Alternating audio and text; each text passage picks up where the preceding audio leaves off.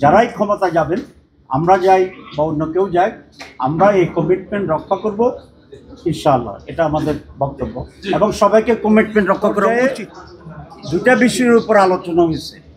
একটা হচ্ছে NCC, national constitutional council, এবং সেই ব্যাপারে অধিকাংশই দলেই ঐকমত্য পোষণ করেছে নীতিগতভাবে।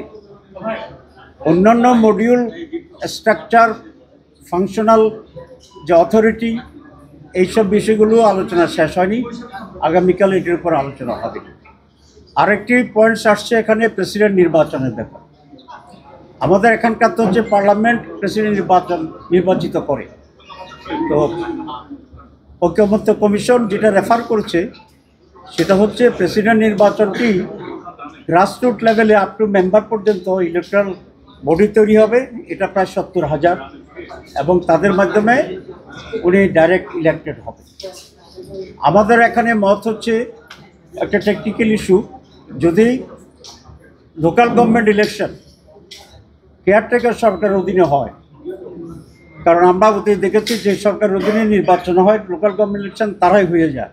তো সুতরাং এখানে 70,000 লোক আর 70 লক্ষ লোকের এখানে কোনো ব্যবধান। সেজন্য আমরা দুটো কথা বলেছি যে প্রথম হচ্ছে কেয়ারটেকার সরকার অধীনে লোকাল গভর্নমেন্ট ইলেকশন হইতে হবে, যেখানে ফেয়ার ইলেকশনের মাধ্যমে মেম্বাররা ইলেক্টেড হবে এবং তাদের নিয়ে যে কনস্টিটিউয়েন্সি তৈরি হবে সেটির ব্যাপারে আমরা ডাইরেক্ট ইলেকশনের পক্ষে। তবে সাইজটা কি ইউনিয়ন কাউন্সিল মেম্বার পর্যন্ত হবে, নাকি আর একটু কনসাইজ করে ইউনিয়ন কাউন্সিলের চেয়ারম্যান পর্যন্ত যাওয়া যাবে, এটা নিয়ে আমরা আলোচনার পক্ষে এবং সে আলোচনা। বেশি সংখ্যক দল তো কম সংখ্যকের ভিতরে বিএনপিও আছে।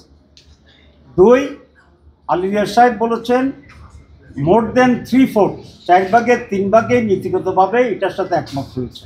তবে আমরা চেষ্টা করছি আরও কনসেনসাস কীভাবে আনা যায় আলাপ করার জন্য, এই জন্য একটু লম্বা করে অন্য কথা। অনেকগুলো পয়েন্টস তো আছে, আলোচনা হবে। আমি যেটা বলেছি যে ঐকমত্য বলতে যদি শতভাগ হয় তাহলে ইট ইজ ইম্পসিবল, বিকজ 30টা দল আছে।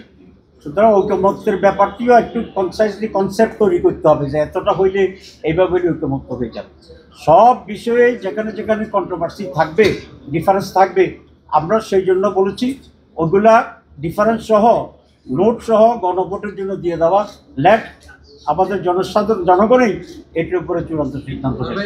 এখানে যে কমিটমেন্ট আমরা সবাই মিলে দিচ্ছি এবং জুলাই চার্টার হবে, আমরা সেখানে সিগনেচার করব। যারাই ক্ষমতা যাবেন, আমরা যাই বা অন্য কেউ যায়, আমরা এই কমিটমেন্ট রক্ষা করব ইনশাআল্লাহ। এটা আমাদের বক্তব্য এবং সবাইকে কমিটমেন্ট রক্ষা করা উচিত।